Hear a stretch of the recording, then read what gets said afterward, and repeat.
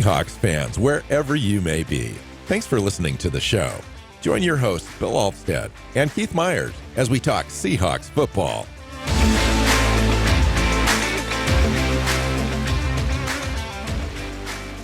Hey, Seahawks fans. Welcome back to another episode of the Seahawks Playbook podcast. I'm your host, Bill Alvstad, sitting down with co-host Keith Myers, here to talk Seahawks football. We're going to break away from the regular season chatter that we normally do during the season. This is one of 3 episodes this week, so we're going to take this middle episode to kind of reevaluate the roster a little bit and talk about the team overall, how we're either lacking competitiveness or where we're competitive, and kind of compare that to other teams in the same sort of boat, if you will. It seems we talked about this a few episodes ago. Keith, I'd mentioned the fact that we are kind of a 500 team. We've got a 500 record over the last 3 seasons, and that's kind of the worst case scenario if you're a fan or if you're a franchise. If you are mediocre, where you're close to 500 year in, year out, you can't seem to get ahead because your draft status dictates that you're picking in the middle of each round. And if you need a franchise quarterback, those guys are near the top. We seem to take the opportunity that we had last year and draft capital to do so. We passed on that. And it looks like Geno Smith we knew that. Geno Smith is not the long-term answer. He's too old to be the long-term answer. We've got a younger roster, and we seem to be lacking competitiveness at a number of different positions. We're going to go through that as far as it relates to first and second year players on the roster, whether they have a future, how they're performing, are they living up to their expectations, and where we kind of go from here. So big conversation. Welcome in. Yeah. So a lot to talk about here. And you're right. Like right now, this team feels like a 500 team, and you're saying that they're 500 over the last 3 seasons. Now, granted, some of that includes the Russell Wilson injury and coming back too soon season. And yeah, that roster needed to be rebuilt, and they've gone a long way towards rebuilding it. But we get to look at right now and get a feel for where we actually stand, because a lot of the last 2 drafts have both been thought of very highly, and it's time for us to look and see, okay, what we've seen this season, is this roster still trending in the right direction? Yeah, and especially this year, like, what do you do? What can we do? Do we just ride this thing out? Do we try to stay competitive? We've got the 6th hardest schedule remaining in the NFL. We've talked about that. Our offense is in the doldrums. Kicker Jason Myers has outscored the rest of the offense in 4 consecutive games. We've got 3 touchdowns in the last 4 or 5 games, and the defense has 1. I was thinking about this situation too with like Shane Waldron and Pete Carroll. There now seems to be some friction there, and now it's not completely out in the open, but when you take a look at some of the underlying things that Pete Carroll's talking about, as far as not being able to properly feature different weapons in the offense, for example, or the run game, not being able to run the ball effectively, lacking an identity. Those sorts of things point to an offensive coordinator. He's, when he hired Shane Waldron, he talked about the independence of that coach. And based on the fact that we don't run the ball very much, it seems like Shane Waldron does have full control of the offense, for better or for worse. And Pete's talked about maybe reinserting himself a little bit into that. I was thinking about San Francisco. San Francisco doesn't seem to have a problem featuring Christian McCaffrey and Deebo Samuel and George Kittle and Brandon Ayuk and so forth. They've got a large cast of characters, a lot of featured weapons. They seem to get them all involved in the offense, and they sustain drives, and it seems to work for them. We seem to have the talent, but yet lack the ability to do the same sort of thing. So anyway, I just kind of wanted to throw that out there a little bit as far as their offensive line is players. playing at a higher level than Seattle's, and their quarterback is playing at a significantly higher level than Seattle's. Yeah. But you're right about, like, there's a cast of characters here. Where did the tight ends go this year? Because last year they featured the tight ends quite a bit, and this year Yes, they're they did. playing them a lot, but there's no productivity.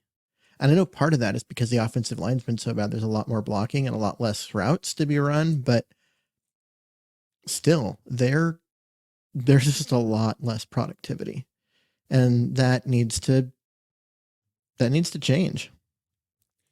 So I thought what I would do here is we'll just kind of go through the offense first as far as players. We're just talking about first and second year. There's obviously other players. There's players up for contract this year, whether we decide to retain them or not. That's another discussion. But let's just talk about first and second year guys. And I'll start with Ken Walker and Zach Charbonnet, the running back duo that we've got on this team. Obviously, Ken Walker strained an oblique couple weeks ago, hasn't been able to return, no timetable for return, although Pete did say he wouldn't go on IR. And then Zach Charbonnet, less explosive running back of the two, but has that physicality and toughness that we both like. And then Kenny McIntosh, again, a first year player, along with Zach Charbonnet, is yet to have an impact on the field. He's been out injured. He is available on the roster now. We'll see if he has opportunities forthcoming. But obviously, with such a young group under contract, Keith, it seems like we're going to run back the same crew next year. What can we do different to get these guys going? Well, I mean, a lot of that I think is scheme and offensive line. It's not the guys. We know that Walker and Charbonnet can both play. It's you got to give them more opportunities, and that's something which is going to happen. I think that, I mean, you're looking at an offensive line which was supposed to be improved, and it really isn't.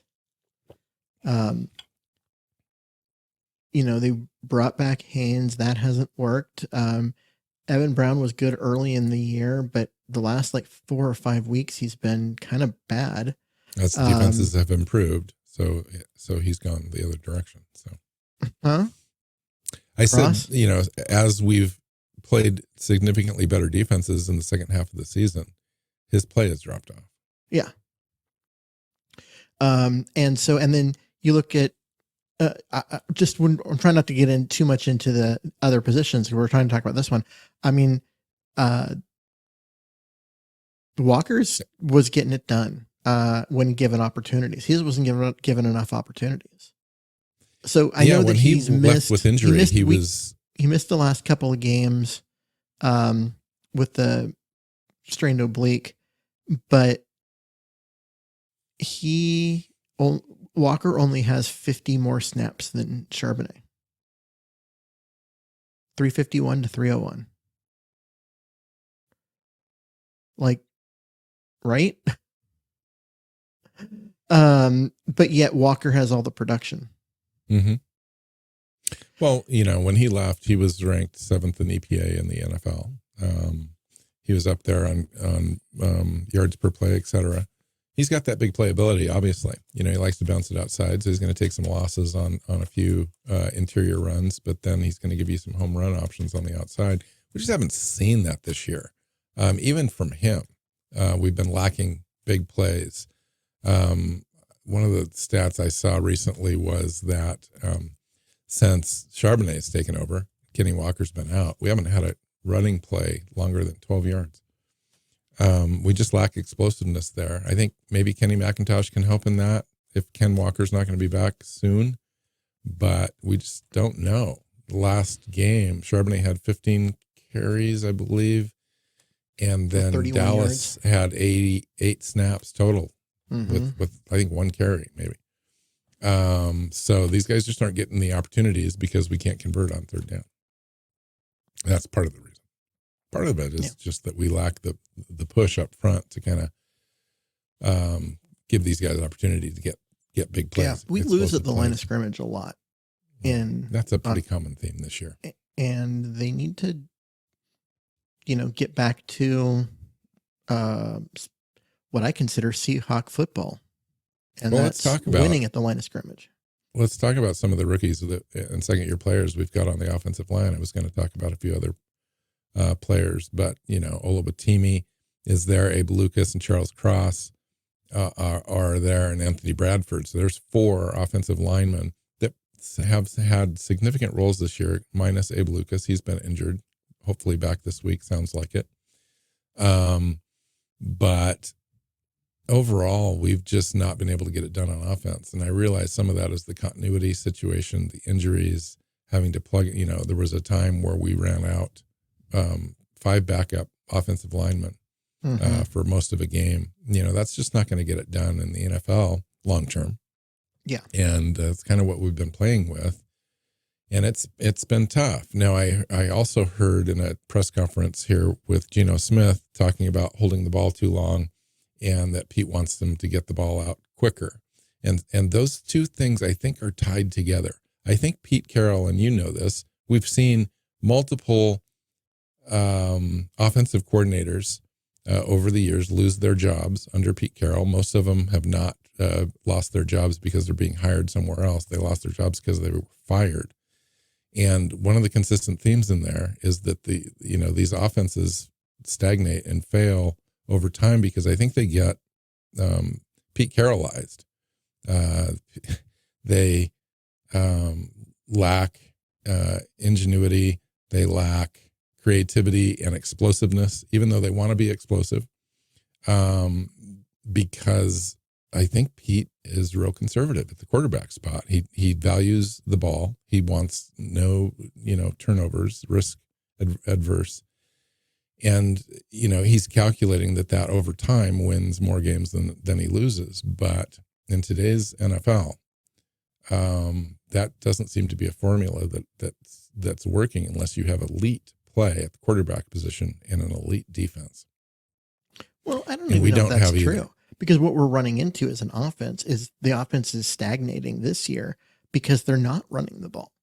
Because they're going away from the run. True. Yeah, right. It all ties together. Yes, correct. So I think that the problem with Brian Schottenheimer is he's not a good offensive coordinator. He's shown that now at 3 different stops where he's kind of failed. And so that I don't think was a problem with getting Pete Carrollized. Well, hold on then. It seems to then be a problem with Pete Carroll understanding who he needs to hire in the NFL to be successful. Well, he hired a guy that's well known around the league for being an elite guy that works with quarterbacks, trying to get more out of Russ. And he's really good at that, but he's not a great coordinator. So that's Schottenheimer. Waldron looked, well, his first year here with all the quarterback uncertainty and all the mess that was that, he looked like he didn't have a plan. And then the second year, it looked like he had a master plan because everything worked. And he was doing it with Geno Smith when no one thought you could win with Geno. And everything worked. And this year, everything that worked last year isn't working. And I don't think that it clearly hasn't been Pete Carrollized because otherwise they'd be running the ball more. And I think they're not running it enough. And I think overall it's just. I think what I'm talking about specifically is the idea of Geno Smith holding on to the ball too long to make sure that his wide receivers are open as opposed to releasing the ball at a point where he's throwing them open. And he even talked about that as being a little factor. And I'm thinking that can only really come from Pete Carroll. And we've seen it over and over. I don't agree. Russell Wilson as well. I don't think that's true.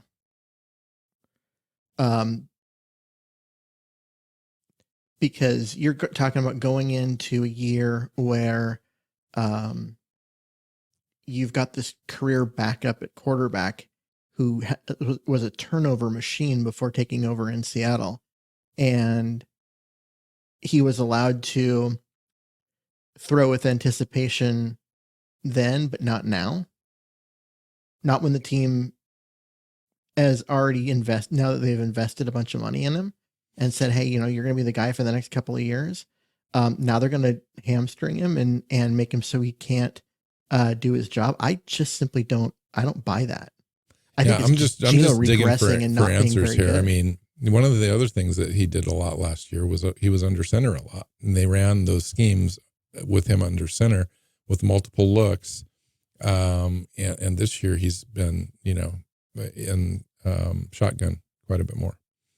And I don't know. I don't know. I don't know what the answer is. I just know whatever we're doing is not working. So kind of getting back to the offensive line, how do Charles Cross seems to me hasn't really completely lived up to his draft status. I know that there was some injury stuff there, but when he has been healthy, it just seems like he's just not the same player he was last year. Yeah. Cross looked good last year. And then this year he missed a bunch of camp in the beginning of the season with the injury, and then just hasn't gotten back to where he was last year. And they need him to. And I don't know what it is, whether it is just the lack of practice and the lack of a training camp, whether his technique has regressed. I don't know. I see him leaning on guys more and getting bending more at the waist, which you're not supposed to do.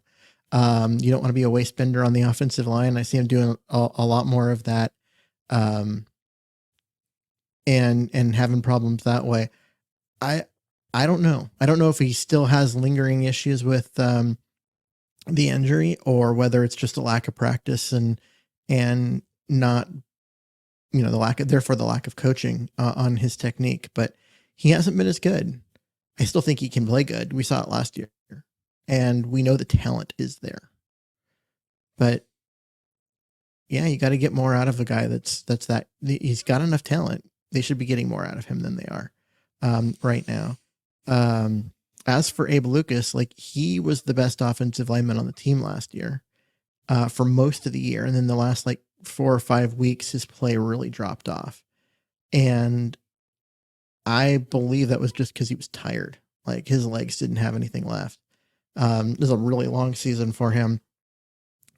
But now he hasn't been healthy. He hasn't played yet this year. And he's going to come back facing the same issue that Cross did. No training camp, no preseason, no any of that stuff, and being expected to just jump in and play at a high level. Against 3 really good teams. Boom, boom. Well, and that's part of the reason why they're doing it, because they know that if he can complete the comeback and play like he did last year, this team is vastly improved. The offense is with him in there over any of the other guys, because he was the best offensive lineman on the team for most of last year. And he has the potential to be that again. I think that had a huge impact. On this offensive line in general, just not having him out there, setting the tone, taking care of one side of the offensive line. It's just, it'll be really interesting. Not needing tight end help, because that was the thing last year that really worked and made this offense work really well, was that both tackles played at a high enough level. They didn't need tight end help. So the tight ends were always out in routes. And this year that hasn't been the case. There's a lot fewer tight end route runs. There's a lot more blocking. So we've got a trio. Got Parkinson and Fant. That's a waste of resources. Yeah. So we've got a trio of wide receivers to talk about in their first and second year. Starts with Jackson Smith and Jake Bobo, and then Derek Young rounding that group out. Derek Young being in his second year. Also missed considerable time with injury, coming back only snaps just recently. Yeah. So what do you think of that trio in the 3, 4, 5 spot for our receiving core? JSN has been getting better the last few weeks, getting more involved, which is good to see. I was hoping that he would be more involved early, but sometimes rookies don't get off to the best start. I mean, it's just go look across the league at the position. It's not a rookie dominant position. But he's starting to come on, and clearly the talent's there. Since week 6, he's 6th among rookie wide receivers in catches with 26, 5th in receiving yards, 344, and 5th in first downs made, 15. So he has definitely made an impact. Yeah. And, he was the first wide receiver taken. So for him to be 5th in those categories is a little bit like, okay, he's coming around, but he should be better. And I think a lot of that has more to do with the offense in general and quarterback play. I think given more opportunities, he would be showing more in terms of the stats. Jake Bobo's been better than advertised, been consistently good, consistently high energy, consistently good blocking downfield, which you need from your wide receivers if you're going to run the ball well. Been one of those guys that's been kind of just a really nice story on an offense that isn't working. I like what I've seen from him. I know he's not the fastest guy. He's not as slow as the 4.99 that the media keeps harping on, but he doesn't need to be the fastest guy. He's big, he's tall, he's 6'5", he plays really hard, and he uses his height, his length, and his body well to shield off defenders and make catches through contact. I think that he's been plenty good as a number 4 wide receiver, especially given that Derek Young, a guy that the team really wanted to feature this year, and they had a bunch of packages in for him where he was a fullback at times and a tight end at times and a lot of moving around, and he's played 2 snaps because of his injury. And that was in week 10. The last 2 weeks has not taken a snap. I really like Jake Bobo. I mean, a guy goes out and makes the roster as an undrafted rookie free agent, makes the most of his opportunities. Unfortunately, he's only got a few opportunities. 1 or 2 looks, maybe a game. He's got some impact on special teams. That's his role this year. Hopefully that can impact and have some more impact and expand in the years to come, because I do believe the guy has big playability. He might not break away from you. He might be chased down if he gets an opportunity to see open field, but he's going to make those contested catches. He's going to make the tough third down conversions and so forth. I think as time goes on, he becomes a trusted asset to any quarterback in this offense. And so really looking forward to his future with the team. And Jigba, same. Guy just continues to kind of work, and he showed the ability to make an outstanding catch. That one-handed catch was freaking brilliant. And so I think there's quite a few of those in the future as well. And he just kind of integrates into the offense. He'll be a staple here for a long time. There's a few other guys. There's a tight end, Brady Russell, on the roster. I have no idea who he is. He hasn't really played. He might have taken a couple of special team snaps. I don't even know if he dresses up on Sundays. He's played a total of 10 snaps all season. 5 of them were in week 3 when Will Disley was hurt. McClendon Curtis is a right guard on the roster. Don't know much about him, but he's hung around since we acquired him off of a practice squad earlier in the year. So we'll see. Maybe he can turn into a futures contract and have an opportunity in camp next year when we can really get a chance to see him. And then Oluwatimi has looked good when playing.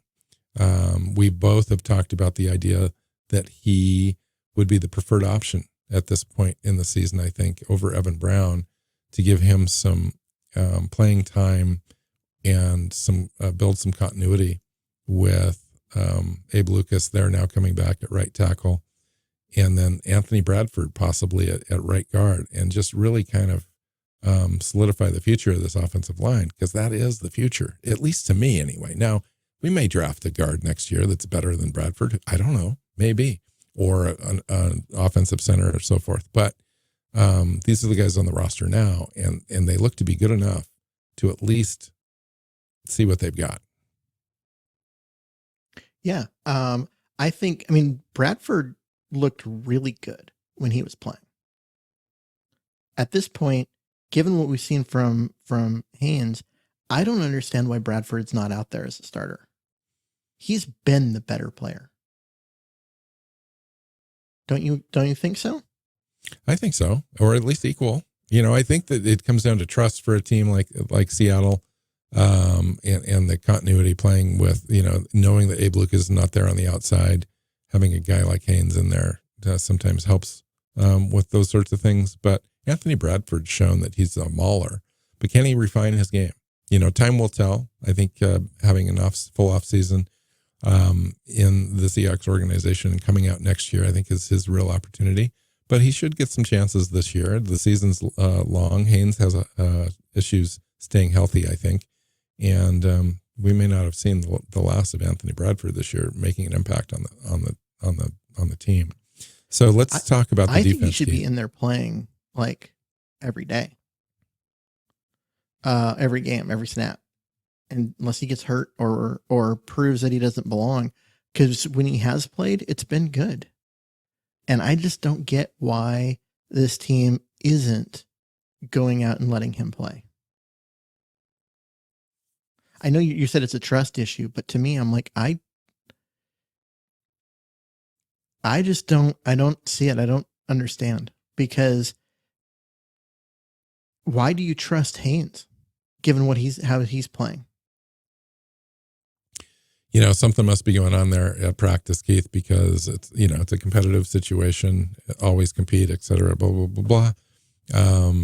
Phil Haynes must be winning, at least in the eyes of the coaches. Otherwise he wouldn't be out there.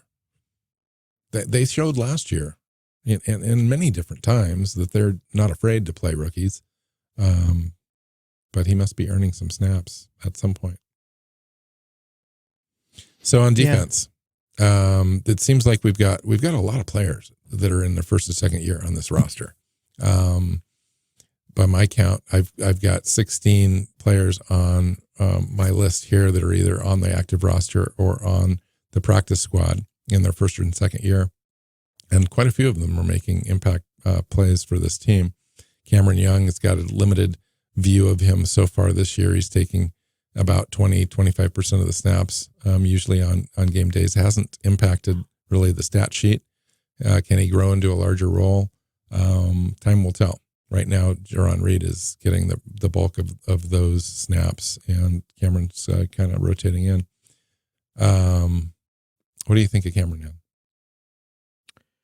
I don't know. Right. It's not making a huge impact. It's really to not. Me. Yeah. And Mike Morris. Go ahead. Yeah, that's another one. Like, that's a guy that you expect to be better. Instead, he played in week 1 and hasn't played since. Mike Morris? IR. IR. Yes, correct. He got hurt. But that's Derek Hall has been in there he has as many snaps played just about as Uchenna Nwasu. And Nwasu hasn't played in the last 5 games because of an injury. So he's not getting a lot of playing time. Mm-hmm. He's losing snaps to Frank Clark, who is old and completely ineffective at this point. Mostly Mario Edwards, but yeah, I get it. Mike Morris, I think he needs an off season in this in the organization. I think that will greatly benefit him. He came in, a lot was asked of him. He had to switch positions, all that kind of stuff. I think that he needs a little bit more time. And Derek Hall, I think he just needs to get stronger. I mean, he's already a pretty decent run defender, but does he have any other tools? We haven't seen him rush the passer really. It'd be interesting to see another offseason for him as well. And then Boye Mafe is part of this group. Second year player, Pro Bowl level now. Does he have a future as an All-Pro? I mean, the sky's the limit for that kid. Yeah, he's a guy that gives me a lot of hope for other guys on this roster because he looked a lot like how Derek Hall looks now last year, and then has exploded this year, has more snaps than any of the other edge players by 100 over Darrell Taylor. That is true. They played Boye Mafe in more of a run edge setting role last year, and this year he's really developed into that pass rush guy. Yeah, A well-rounded player, by the way. I mean, leads the team in sacks by a lot, and it has just been a really good player. And honestly, like if Derek Hall takes a similar step forward next year, then you've got bookends between Mafe and Hall that any team would want. Like literally any team would want. Nuasu in there, which is he's going to come back. Mike Morris into that equation. Morris is more D-line, but Darrell Taylor has, he's been the guy that getting 35% of the snaps for most of the season. There's a couple of weeks in there where he got like 60% and didn't make much of an impact. So 35 seems to be about right for him to come in and just be a situational pass rusher. And, okay, that's fine. But honestly, like if that's what he is, then doesn't that indicate that Derek Hall should be able to get more playing time? And he's not. So there's something the coaches aren't seeing in practice that they would like to see. And I think they need to continue developing him. I don't want him to get so far off on the rotation that he isn't getting playing time and he isn't developing tape for himself to study and he isn't learning. Because sometimes you need to play in order to start seeing things. And Hall needs to continue to develop. Now, playing, 42% of the snaps like he did week 3 probably is not what we want, but him playing 9% of the snaps in week 11 isn't what you want either. So, but that was when Frank Clark came in and played 46% of the snaps. So I just think that at some point you've got to, if you're going to put Derek Hall on a pitch count and say, hey, we're going to try and get him, a certain number of snaps per game, do it. Just make sure that he gets his snaps, make sure that he's learning, make sure that he has an opportunity to come in next year and do what Boye Mafe did this year. Before we get to the third level of the defense, there's a whole host of guys on the practice squad and IR now. Tariq Smith, Levi Bell, John Radigan, Patrick O'Connell, Drake Thomas, all guys the team feels that could contribute, but they're still developing. Not enough really known about any of those players really to contribute to the defense. And some of those guys are on IR right now. So we'll just have to see how that goes next year. Let's talk about the secondary. Jarek Reed, Kobe Bryant, Tariq Woolen, Devin Witherspoon, Trey Brown are the guys that are playing on the roster and so forth. And then there's a few practice squad guys as well. Well, Trey Brown's not a first or second year, but I thought he was. Sorry, he is third year, isn't he? Yep. But still, I mean, he'll be back next year, and he's stepped up and played better. Let's start with Witherspoon, because damn, that kid's been good. Mm-hmm. Missed week 1, but still has 106 more snaps than any other corner on this team, and has been. Him and Mafe have been the 2 best defensive players on this team. Agreed. And this is a team that has Bobby Wagner on it. Yeah. But Witherspoon and Mafe have been the 2 best defensive players on this team this year. He is only going to get better. And that's scary if you're an opposing team. Reek Woolen, I think, has taken a step back this year. But again, he didn't get training camp because he was hurt the whole time. Barely made it back for week 1. Didn't play week 3 because, more problems. He was taken out of this last game because of a knee, I believe. Yeah. Only He's played going to play 39% of the snaps. this next week. A lot of people thought that he was Interestingly, benched when for he Michael came Jackson. out, did you see who came in for him? Michael Jackson. Michael Jackson, not Trey Brown. Yeah, Michael Jackson has played big time like minutes in 3 games. Week 3 when Woolen was out, week 4 when Brown was out, and then this last week when Woolen was out again. And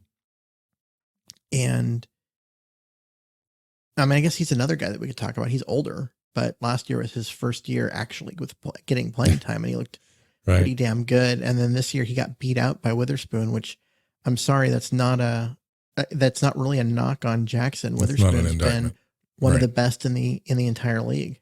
So, yeah, it's a good group. It's a young group. Jarek Reed unfortunately had, he had an ACL. He's going to be out now for the year. It's unfortunate for him. Good young player. Didn't see a lot of time on the field making football plays, but special teams contributor. And then Kobe Bryant's been hurt. He's available, integrating back from IR. He's got 21 days.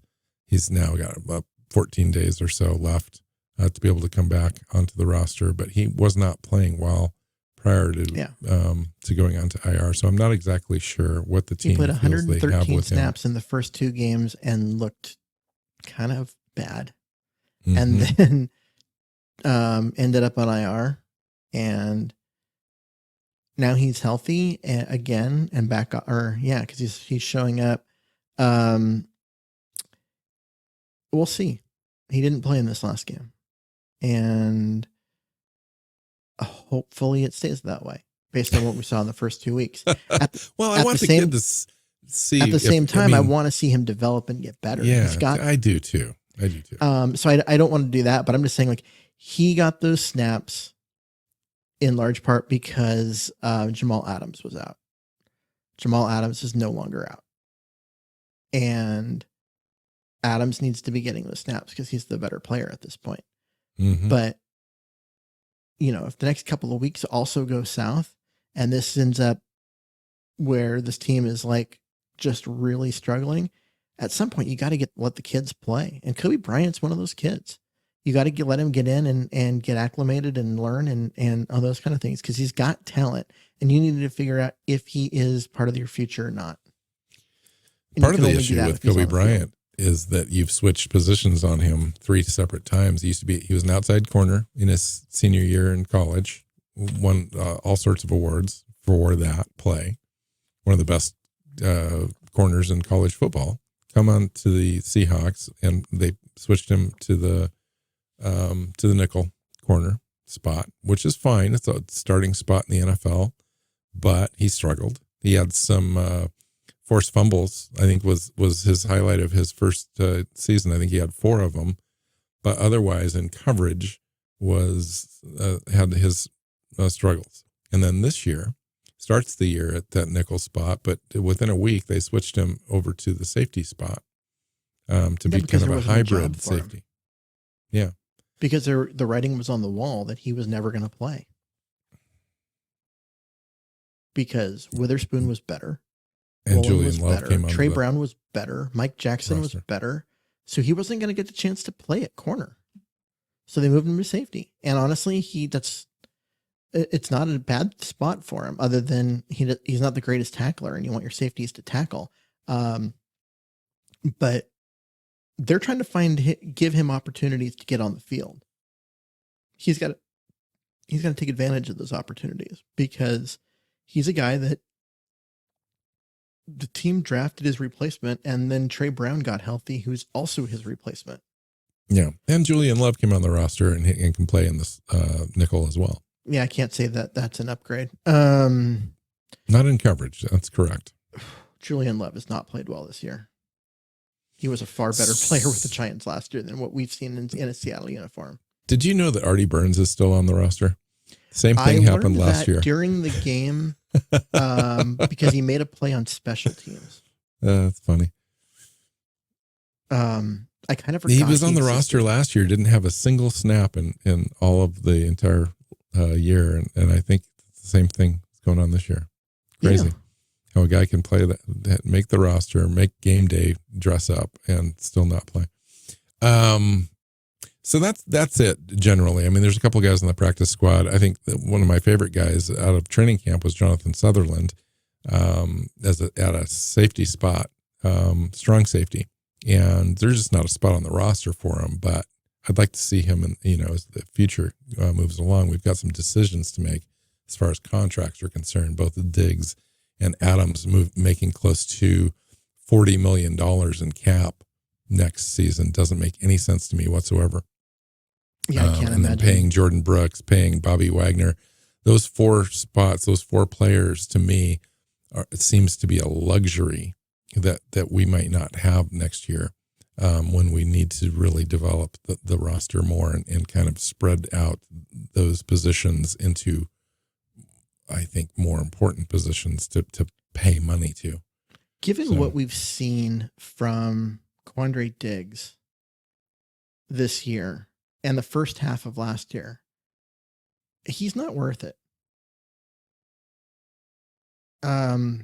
I like Quandre Diggs at $8 or $9 million, but at 18, no. You're better off moving on, because he hasn't played well this year either. He's a guy who just hasn't been getting it done. So, I think that you have to take that into consideration. Jamal Adams can't stay healthy, although he has for parts of this year, but when he's also hasn't had the biggest impact. So he has not had the impact this year. It's kind of interesting. I think he's still getting used to being on the field, to be completely honest. There are times out there where he's unsure, where he's not committed to. I saw a play the other day where it looked like he was going to be able to get to the quarterback and then just kind of stopped in no man's land, didn't rush forward, but then lost track of his guy that he kind of stopped in no man's land for, and he got past him, and Purdy was able to make a completion for a first down, and he just kind of was in between. Yeah. Pick one. Yeah. You can't. On that you can't particular do that. one, You gotta I don't pick know. one. You got to do something. I don't know exactly what happened, but I've seen a few plays like that with Adams. And it's just, it is what it is. So he missed over a year.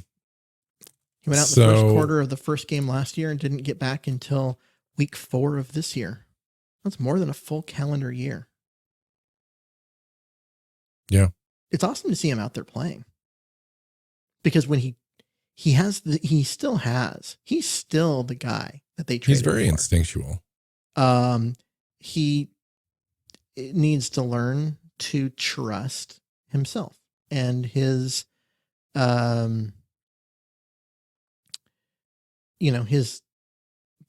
knee, and all of those things, and get back to playing, how he's done in the past. It's the hard part is simply that, it's going to take time, and it's taking time when the team needs him to be making plays, not just existing. So Keith and I are going to come back on, I think, Wednesday, to preview the Cowboys game.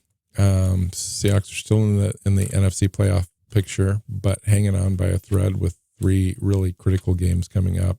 The Packers, Saints, and Rams, all at 5 and 6, are on their heels. Doesn't seem like they're that close, but a couple more losses by the Seahawks and wins by those teams will have us looking on the outside looking in, and it'll be interesting. The Seahawks face the probably the 3rd best defense in the league in the Cowboys, and it's going to be an interesting contest. The Cowboys are interesting. They either blow teams out or they get themselves blown out. Mm-hmm. There's not a lot of in between. They're 8-3. I don't get them. They have a point differential best in the NFL at plus 162. So they're getting it done. They blow a lot of teams out. Yeah. But then when they look at their losses are pretty bad. And so it's always just like, they're a tough team to figure out. That defense, though, is legit. And I mean that from the Pete Carroll point of view, and his terminology. because those guys can play. Those guys are really tough. They've got a corner on that roster that's got 5 pick sixes already. Yeah. That's crazy. And Deron Bland. that's the kind of thing that like you've got to like.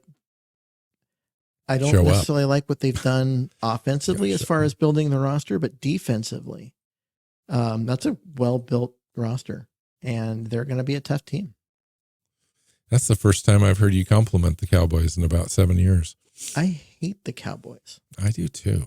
I hate them with the fiery almost passion. Illogically. Yeah, I know. It'll be a fun show because we're going to talk about the Cowboys a lot. You know, we're going to talk about the Seahawks and what we can do to kind of figure out a way to win or be competitive. And that'll be a challenge as well. But the Cowboys are a good team. They're a good team. They show up. They play hard. Seattle's going to have to figure it out. We'll come back. We'll preview the game. We'll talk about all that stuff. We'll get you updated on Abe Lucas. Should know within a couple days whether Abe Lucas is ready to go.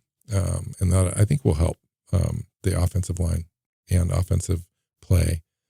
And we'll see what happens. They're almost at a point in the season, Keith, where I think you just kind of let it go. You get let loose and just play loose and have fun and see what happens. So I think you have to, because if you're going to lose these next 3, you're going to end up at 6-8, needing to win out to have a winning record at 9-8, which they can do because they're playing, 3 very beatable teams down the stretch. But although Pittsburgh's defense is really good too. Yeah, their defense is good, but their offense is so bad. It's like painfully bad. And so, 3 very winnable games. But these next 3 are still tough. Cowboys, San Francisco, and Philly. Big time. Big time.